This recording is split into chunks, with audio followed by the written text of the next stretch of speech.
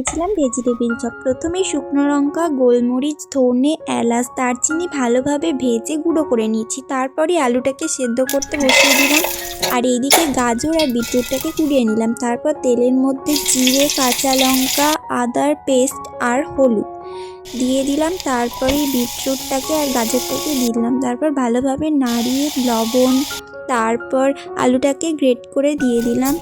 পরিমাণ মতো চিনি, পরিমাণ মতো মশলা দিয়ে দেবে, ওই সিক্রেট মশলাটা, আর বাদাম, ধনেপাতা কুচি দিয়ে নামিয়ে দেবে। আজকে আমাদের পুরো রেডি। আর লাস্টে অবশ্যই একটু বিস্কুট গুঁড়ো দিয়ে দেবে। তারপরেই প্রথমে শুকনো ময়দায়, তারপর শুকনো ময়দা আর কর্নফ্লাওয়ারের গোলায়, তারপর বিস্কুটের গুঁড়ো ভালোভাবে কোট করে নিয়ে ভেজে নেবে। তোমরা অবশ্যই ট্রাই করবে, এটা কিন্তু দারুণ হয়েছিল। আর তোমরা কে কে আগে বানিয়েছিলে অবশ্যই কমেন্টে জানাবে।